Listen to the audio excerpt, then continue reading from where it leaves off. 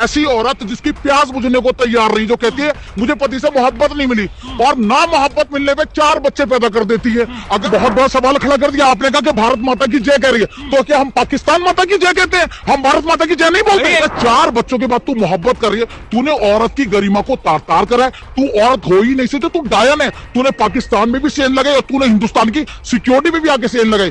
भक्तों के लिए तो सबसे पहले मैं यही कहूंगी कि विकास की चाबी सीमा भाभी। नमस्कार, मेरा नाम है मेघा और आप देख रहे हैं टाइम्स एक्सप्रेस। इस वक्त हमारे बीच मौजूद है रिजवी जी। तो रिजवी जी से आज हम बातचीत करने वाले हैं तमाम मुद्दों पर। तो सबसे पहले तो मैम हम आपसे जानना चाहते हैं कि ये जो सीमा हैदर का मुद्दा है उस पे आप क्या सोचते हैं कि क्या पाकिस्तान की लड़की को हिंदुस्तान के लड़के से प्यार हुआ है?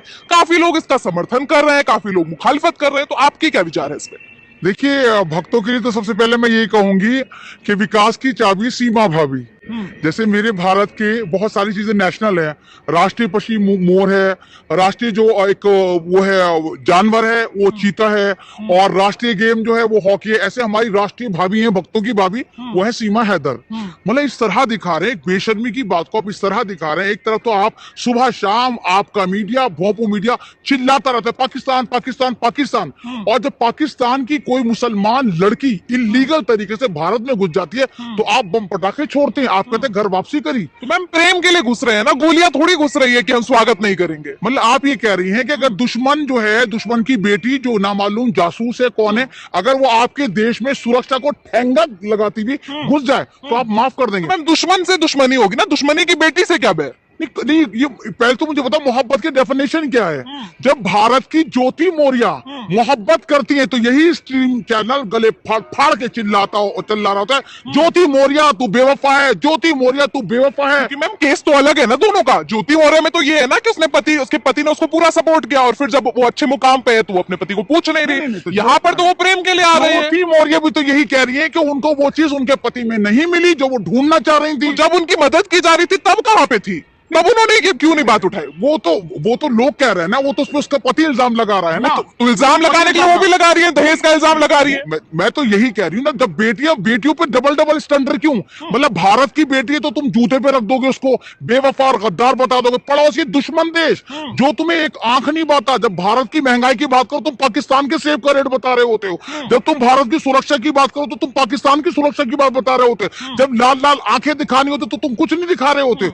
सवाल ये नहीं उठता, सवाल ये जब पाकिस्तान एक पड़ोसी देश है, अलग देश है, दुश्मन देश तुम मानते हो, अब वहां की एक औरत, एक ऐसी औरत जिसकी प्यास बुझने को तैयार नहीं, जो कहती है मुझे पति से मोहब्बत नहीं मिली और ना मोहब्बत मिलने पे 4 बच्चे पैदा कर देती है। अगर मोहब्बत मिलती तो क्या करती?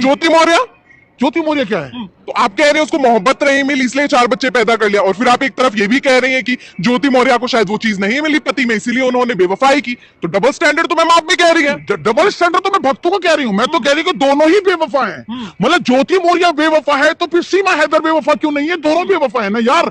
वो देखो अपना पति छोड़कर आ रही है, अपना मुल्क छोड़कर आ रही है, अपना तमाम चीज छोड़कर। दूसरी बात वो कह रही है नील बटा सन्नाटा, वो कह रही है मैंने स्कूल की शक्ल नहीं देखी, स्कूल की शक्ल नहीं देखी। वो 5 पासपोर्ट बनवाती है। मैडम मेरा पासपोर्ट नहीं बनना आज की डेट में, 3 बार मेरा पासपोर्ट कैंसिल हो चुका है। देखिए पूरी दुनिया मुझे जानती है, मेरा पासपोर्ट नहीं बनना, दुनिया जानती है अमन रिजवी ओखला में रहती है, और 3 बार कैंसिल हो जाता है। वो एक निपट गवार औरत 5 पासपोर्ट बनवा लेती है, 4 बच्चों की बनवा लेती है, अपना बनवा लेती है। अरे इतनी जल्दी तो गाजर मूली नहीं बिकते जितनी जल्दी वो मकान बेचकर आ गई। आप मकान ऐसे बेच दोगे एकदम से? आपने कहा ये मकान फॉर सेल और बिक जाएगा। आलू गाजर नहीं बिकते, सड़ जाते हैं। तो मैडम यहां तो मुझे कुछ ना कुछ, पूरी की पूरी दाल जो है वो काली नजर आ रही है। मेन बात जो मेरा दिमाग काम कर रहा है, ये गदर 2 की प्रमोशन है। अब भक्त बड़े परेशान है कि पठान मूवी पे इन्होंने इतने गले फाड़े, चड्डियां फाड़ी, सब कुछ फाड़ा, पठान सुपर डुपर हिट हो गई। अब इनको लग रहा है कि गदर 2 किस तरह हिट कराई जाए, तो वहां पर सीमा हैदर वाला एंगल फिट करा गया और कहा कि देखो पाकिस्तान से हमने घर वापसी कराई और गदर 2 करके इनके हलक फट रहे हैं। मुझे लग रहा है फिल्म को रिलीज करा के इसको हिट कराने के लिए ये एंगल फिट करा गया। और आप कह रहे कि सीमा हैदर पहले मुसलमान थी। अरे कैसे मुसलमान थी?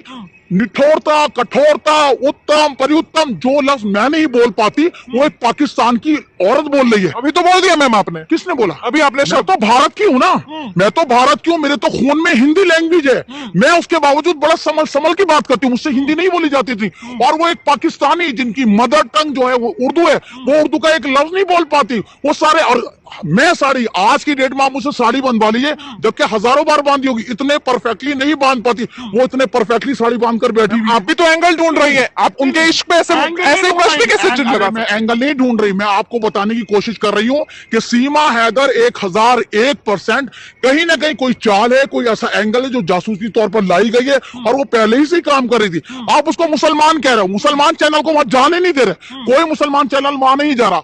जाहिद जो डेली हिंद चलाता है वो वहां पर गया, 2-3 दिन पहले गया, उससे कहा तू तो वही है ना ज्योति के मत पे स्टोरी चला रहा था, तू तो मुल्ला है, उसको वहां पर रिपोर्टिंग नहीं करने दी। यानी कुछ खतरा है आपको, जब तो आप वहां मुल्ला को रिपोर्टिंग नहीं करने दे रहे। वो एक गलती से मुसलमान वहां पर पहुंच गया, गलती से पहुंच गया। उसने सीमा जी से पूछा, सीमा जी नमाजें कितनी होती है? नील बटा सन्नाटा। सीमा जी अल्लाह क्या है? नील बटा सन्नाटा। सीमा जी कलमा किसको कहते हैं? नील बटा सन्नाटा। जुम्मा 8 दिन तुझे भारत में आए हुए, तू अपना धर्म भी भूल गई। कुछ तो पता होगा, मुझे पता है नवरात्रे कब आते हैं, मुझे पता है। जरूरी तो नहीं ना सब अपने मजहब से इतना ज्यादा परिचित, हो सकता है वो उतने ज्यादा रुचि ना लेती हो, कोई और कारण भी हो। ना ना ना, ये मतलब इसको काउंटर मत करिए। अगर आप किसी चीज को छोड़कर भी आ रहे हैं, जब भी वो बुरी यादें आपको पता होनी चाहिए। मैम ऐसा तो नहीं है कि वो भारत माता की जय कह रही है भारत में आके, इसीलिए आप लोगों को तकलीफ हो रही है? तो क्योंकि तमाम लोगों ने बात कही है। तो देखिए मैडम, बहुत बड़ा सवाल खड़ा कर दिया आपने, कहा कि भारत माता की जय कह रही है, तो क्या हम पाकिस्तान माता की जय कहते हैं? हम भारत माता की जय नहीं बोलते? एक पाकिस्तान की लड़की आकर भारत में भारत माता की जय कर रही है, तो इससे लोगों को तकलीफ तो नहीं हो रही? तो मैडम एक बात बताइए ना, आप या तो सिक्योरिटी खत्म कर दीजिए। एक तरफ जब आप कहते हैं कि भारत में सिक्योरिटी है, तो भारत की सिक्योरिटी को ठेंगा घुसाती हुई वो नेपाल से आ गई है, और पता नहीं चलता। भाजपा वालों का कहना है कि वो बाहर से आकर, अगर पाकिस्तान मुल्क से आकर कोई जय जयकार कर रहा है तो उसका तो स्वागत होना चाहिए, भाजपा वालों का कहना। तो ये एनआरसी भी तो भाजपा वाले ही ला रहे थे। भारतीय जनता पार्टी एनआरसी के नाम पर क्या कहती है, हम पाकिस्तान में उन पीड़ित परिवारों को लेकर आएंगे जो मेरी नॉन मुस्लिम फैमिली है। तो मोदी जी यहाँ तो तुम फिर मुसलमानों को उठा के ले आए, घर वापसी भी करवा रहे हो तो मुसलमानों की करवा रहे हो। और एक औरत जो 4 बच्चे लेकर आई है, योगी जी एक तरफ तो आप कहते हैं जनगणना क्या नाम है, एक ऐसा कानून लेकर आएंगे जहां पर आबादी को कंट्रोल करा जाएगा। वो 4 बच्चे वहां से लेकर आए, 4-5 बच्चे यहां पैदा कर देगी, तो बच्चा पैदा करने की एटीएम मशीन तो वो वैसे ही हो गई। तो फिर कौन से मुल्लों के बच्चे आप खत्म? आप इश्क में सरहद देख रही हैं, आप ये देख रहे हैं कि सरहद होना चाहिए इश्क में, हम अब ये देख के करें कि मुल्क कौन सा है। अब इंसान तो यही देख। अरे मैडम, इश्क किसको कहते हैं? मतलब एक पति को आप धोखा देकर आ रही हैं, और वो पति, वो जो ये बलोच खानदान की है, इसका नाम सीमा बलोच है, इसके पति का नाम जो है वो बलोच खानदान का, वहां भी इसने घर से भाग के शादी। हमने एक वरिष्ठ वकील से बात की थी, उन्होंने कहा कि वो 2 बार तलाकशुदा है।